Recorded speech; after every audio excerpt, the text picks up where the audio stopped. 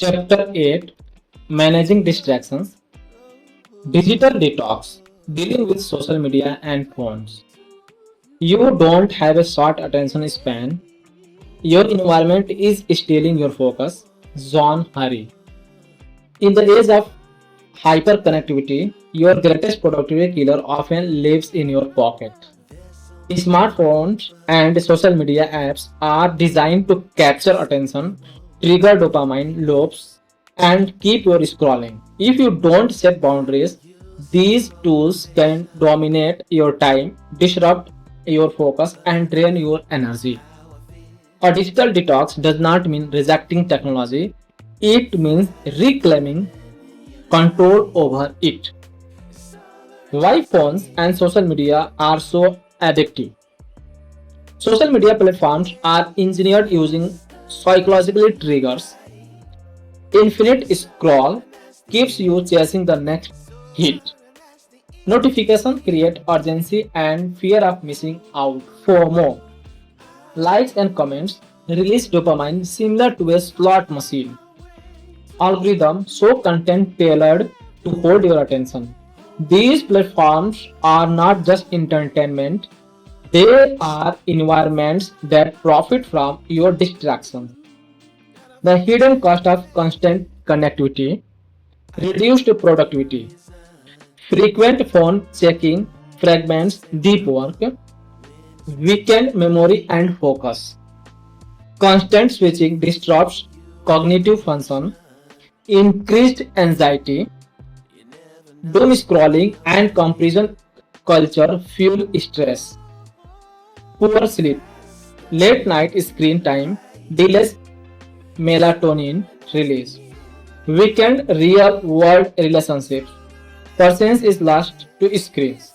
How to take control, practice digital detox strategy.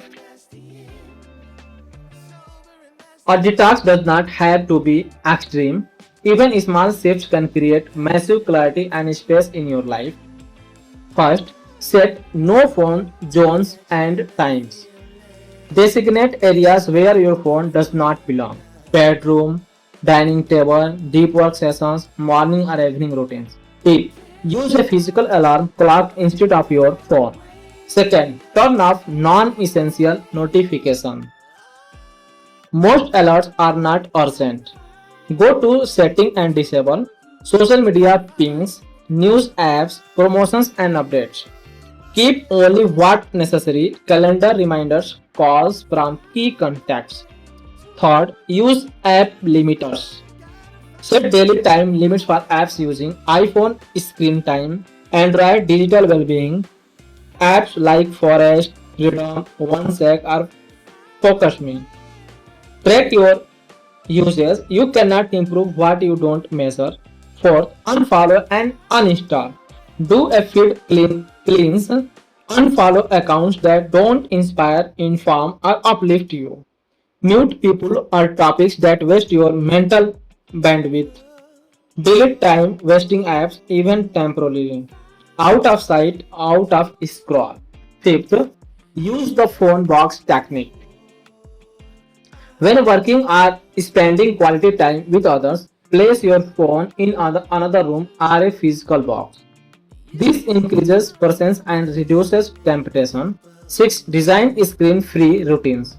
Replace digital time with analog joy. Read physical books, journal or sketch. Take walks without your phone. Practice mindfulness or hobbies. Make boardroom a gateway to creativity, not a trigger of scrolling. Simple digital detox routine, daily and weekly. Time activity. 7 a.m. No phone in first hour journaling stretch. 9 a.m. to 12 p.m. Deep work phone in another room. 6:30 p.m. Social media time limit 15 to 20 minutes. 8 p.m. Screen off 1 hour before bed. Sunday 3 to 6 hour full digital detox block. A new digital philosophy. Technology is best when it brings people together, not push them away from themselves. Don't aim to quiet digital tools, aim to use them consciously. Your phone should be a tool, not your master. Final insight. or distracted life is an unintentional life. When you create boundaries around your device, you don't just gain time, you regain clarity, attention, and self control. You are not falling behind, you're logging off. You are stepping forward into a focused, intentional, and meaningful way of living. Deep work, creating focus zone. Deep work is the ability to focus without distraction on a cognitive demanding task. It's a skill that allows you to quickly master complicated information and phone produce better results in less time. Carl Newport. In today's always on world, our attention is under attack, endless notifications, shallow tasks, and constant context switching sabotage our most valuable work. To thrive in this noisy environment, you need a space, mentally and physically, where focus is protected and distractions is eliminated.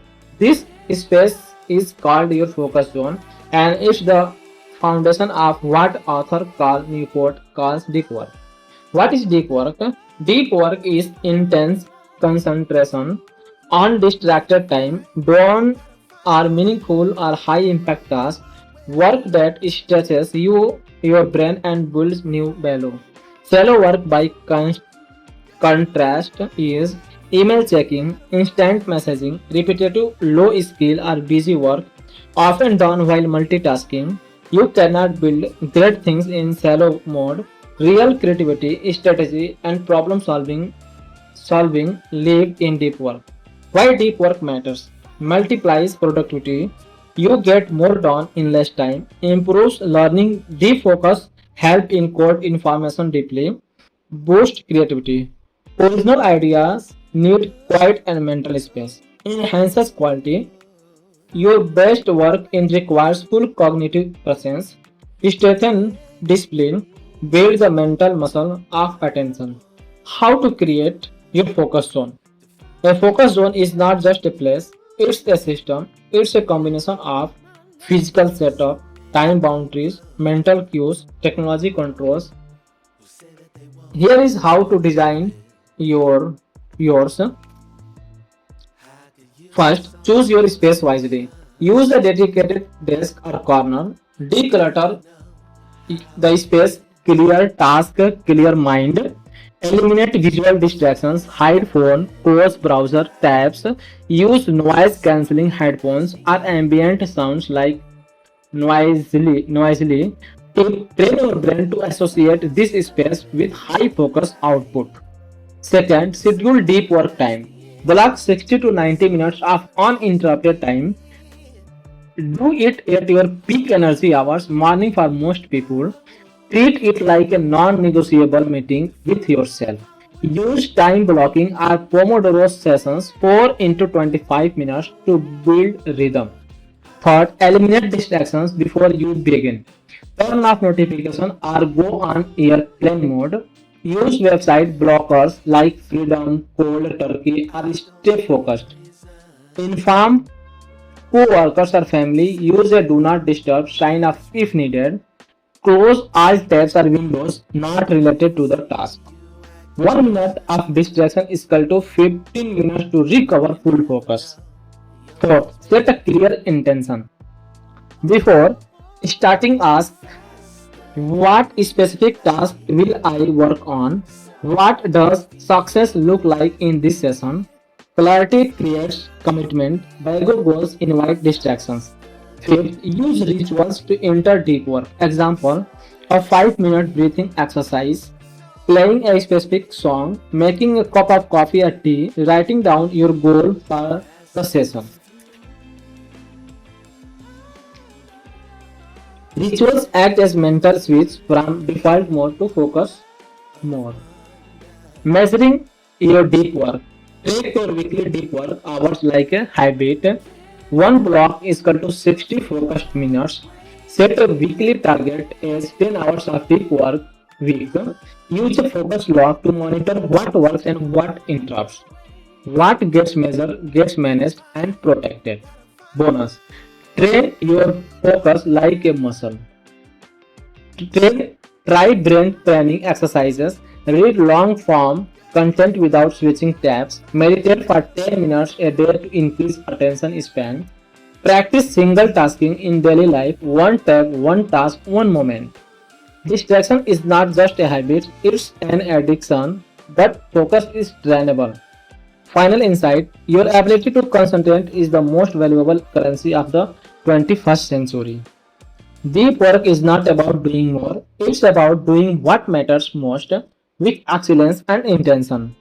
In a world that rewards speed and reactivity, your ability to carve out quiet, protected time for meaningful work becomes a superpower. Create your focus zone, respect it, use it, and let the world see the quality of what you can really do when you are fully present. Saying no gracefully. You have to decide what your highest priorities are and have the courage pleasantly, smiling non-apologetically to say no to other things. Stephen R. Covey. In a world full of demands, expectations, and endless requests, one of the most essential productivity skills is not an app or a time tracking method, it's the ability to say no. But here is the catch: most people struggle with it. We say yes because we want to be liked, helpful, or seen as a team player. However, saying yes too often leads to burnout, regret, and diluted focus. Learning to say no gracefully is not about being rude or selfish. It's about protecting your time, honoring your values, and staying committed to your most meaningful work. Why we struggle to say no: fear of disappointing others, fear of conflict or confrontation, guilt over appearing unhelpful or selfish, lack of clarity about our own priorities, cultural pressure to always be agreeable. But every yes to something misaligned is a no to your goals, health, and time. You cannot do deep work, life intentionally, or maintain energy if your calendar is full of other people's agendas. The power of a well placed no: respect your boundaries, build self trust, set clear expectations with others, protects your focus and energy, creates space for what truly matters. Saying no is not rejection of the person, it's a commitment to your priorities. How to say no gracefully? Practical strategy. You don't have to be blunt or cold. Here is how to say no with kindness, clarity, and confidence. First, the polite decline. Thanks so much for thinking of me, but I am not able to commit to that right now. Second, the not right now. No. I would love to help, but my schedule is full this week. Can we revisit this next month? Third, the value based no. That sounds like a great opportunity, but I am focused on X this quarter and cannot take on anything new. Fourth, the redirect. I am not the best fit for this, but you might try reaching out to Mr. Ramesh. Fifth, silent no. Sometimes no response is a response, especially for cold emails, social media messages, or non-urgent asks. Saying no without apologizing, avoid I am sorry but I cannot. I had to say no. I wish I could, but instead say I appreciate the offer but I need to pass. This does not align with my current priorities. I am currently focusing on fewer commitments. No guilt, no long explanations, just clarity and respect. A yes filter: when should you say yes? Ask yourself, does this align with my long term goals? Will this energize me or drain me? Is this the best use of my time and strength? Am I saying yes out of guilt or clarity? If the answer is unclear or forced, it's likely a no. Practice saying no. Like any skill, saying no becomes easier with practice. Start small. Say no to social obligations that feel forced. Say no to emails that demand too much. Say no to tasks that are not truly yours. Each no is a yes to your clarity, creativity, and well being. Final insight: every time you say yes to something, you say no to something else unknown. Your time is your life. Learning to say no gracefully is one of the most liberating habits you can develop. It helps you lead, create, and live with purpose on your own terms. Respect your boundaries, honor your goals, guard your focus. The right people will understand, and the right opportunity will wait. Thank you very much for listening this audiobook. Please like and subscribe my YouTube channel.